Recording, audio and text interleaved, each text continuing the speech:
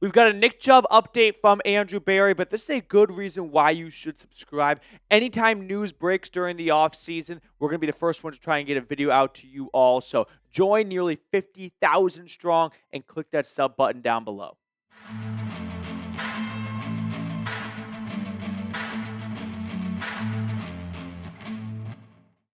Andrew Berry joined Ken Carman on 92.3 The Fan this morning and talked about the possibility and the likelihood of Nick Chubb coming back to the Browns. I'll say right now, if you are hoping this is good, now would be a good time to leave the video because unfortunately, that is not the case. As Daniel Ofusi puts it, it's increasingly unlikely in the short term when it comes to Chubb coming back to Cleveland. Here's what Berry said in full. I would say it's probably increasingly unlikely. I'd say maybe a return is less likely, at least in the short term with us right now. And then he would go on to say, I think one of the hardest things is when you transition away from a player who's meant a lot to the organization, the community. That's part of the tough parts of the job. Really difficult to see Nick Chubb coming back to the Browns after these comments. And this has been brewing for a while, right? We can go all the way back to the Combine when Berry had a little media scrum and his tone, his comments pointed to the unlikelihood of Nick Chubb coming back. And then Ken Carman was getting fed some information about Chubb going to an NFC North team. And then maybe it swing back a little bit to the possibility of Chubb returning. But I've maintained this feeling for a while that I don't think Chubb's coming back. And the nail in the coffin was Dylan Sampson in round 4. I mean, I know it's just a 4th-round pick, but when you go with a running back in round 2 and then a running back in round 4, and then you guarantee the rest of the money on or agree to a new guaranteed contract with Jerome Ford, it's just tough to visualize a spot and a role for Chubb in this running back room. So this is unfortunately, I'd say, like the cherry on top of up until this point, media members, fans, we've just done a pretty good job of connecting the dots. Oh, you draft 2 running backs. Doesn't take a GM to come out and say, we're probably not bringing back our running back anymore. But when he comes out and says, it's increasingly unlikely, yeah, that just confirms what we already believed.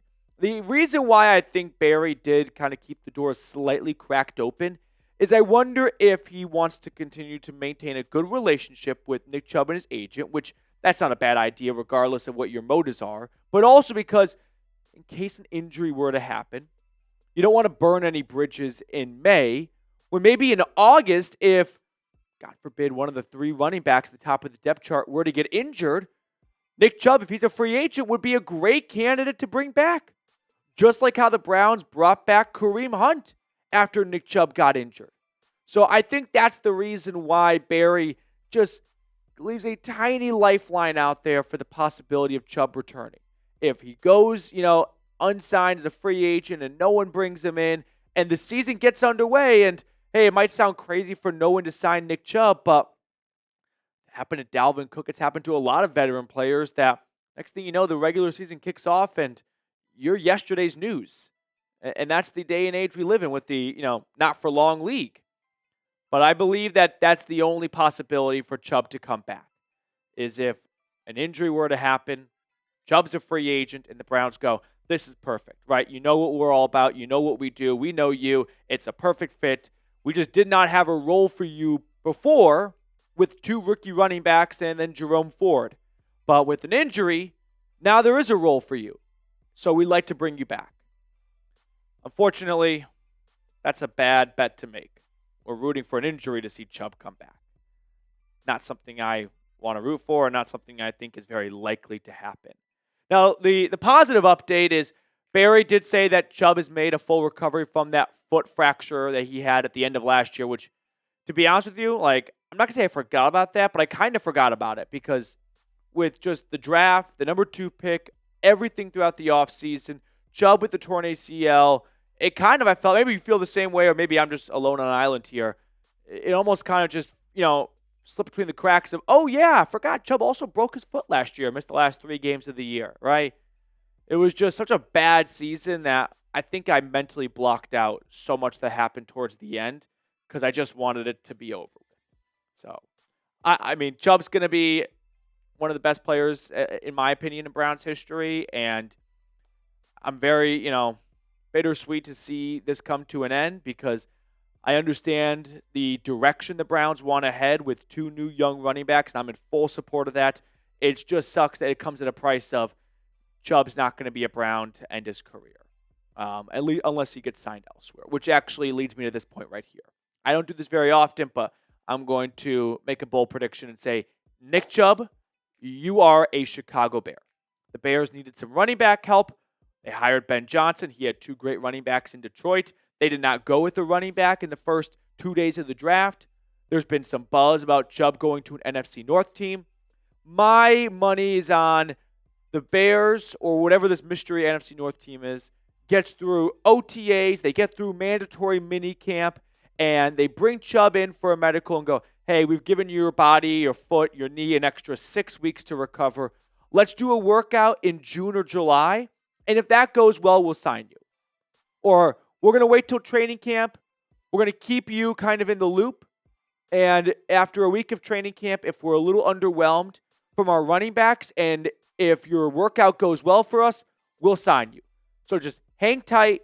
We're not forgetting about you. We just want to get through the next couple of weeks with our current guys and then reassess where we are at running back-wise. And you're at the front of our mind if we feel like we need to make an addition. And when you're 29 years old coming off a torn ACL and a foot injury, you got to have some patience. So I think that's likely what's going to happen with Chubb. Watch for a signing. Maybe it's over the summer. It could be in August with the Chicago Bears. So with that, I think we've asked this once or twice before, but this really is one of the last few times we're talking about 24. What's your favorite Nick Chubb game or play, moment, highlight? You can go all the way back to the Raiders game. Because what I love about this is 2018 is those highlights of Nick Chubb scoring those touchdowns. It brings on 2 good memories. 1, Nick Chubb, awesome as a rookie. 2, Oakland Coliseum running across the infield. It's hard to find highlights of infield with an NFL game. Switching gears now, I want to talk about another topic that came up with Andrew Berry and the fan this morning, whereas they talked about Joe Flacco and his role as a veteran, right? Is he there to help bring the 2 rookies along? Is that part of his job description? Here's what Berry said, and I liked it a lot. Joe's job isn't to bring along rookies. We have a very experienced and good coaching staff. That's their job. Joe's job is to compete and earn a role just like the others in the room. I mean, that's kind of like, coach speak right there, but I like it, right? To me, it says the Browns are going into the offseason with everyone starting at 0. No one's got a lead over another player. Everyone's got an opportunity to win the starting job. And you'd think that would be the norm, but there's lots of cases where there's a clear-cut established starter, and there's just not a competition. And I like how the Browns are not boosting anyone up, and it's going to be an open competition.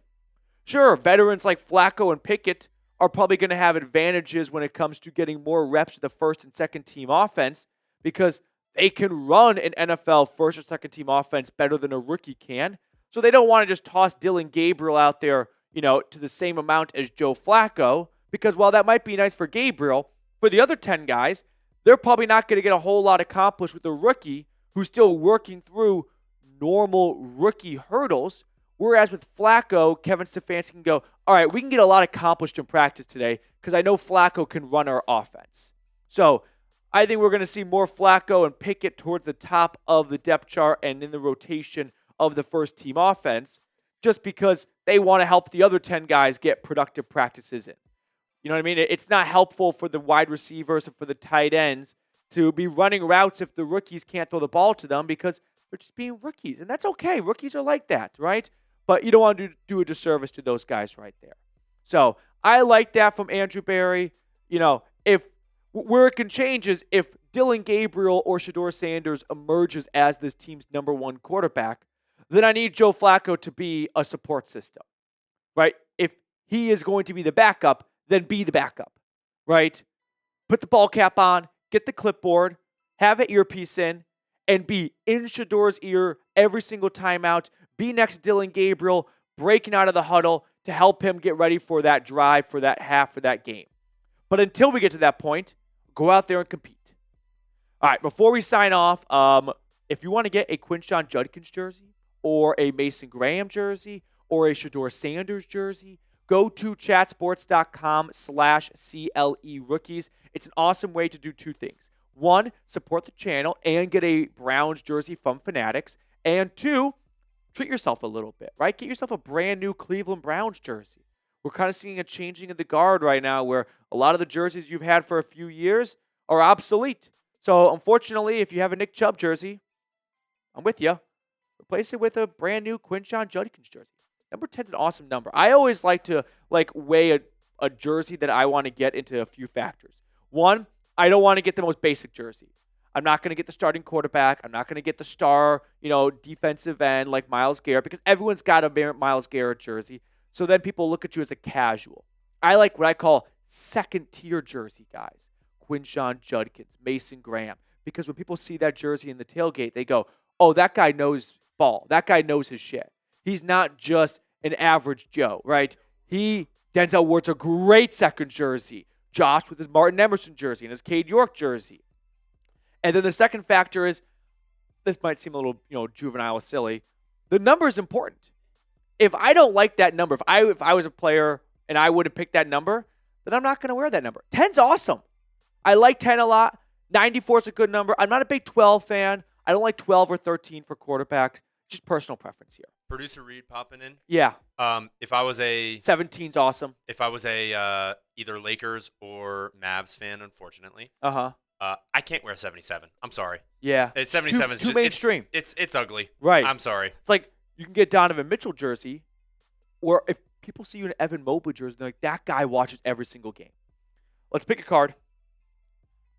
Which card do you want to go with? I'm actually gonna go with the correct card. Oh, I like that approach. Which is Jack of Spades. Okay. I'm gonna go with the 3 of clubs.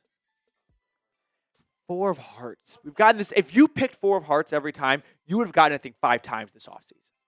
All right. I'll see everyone later.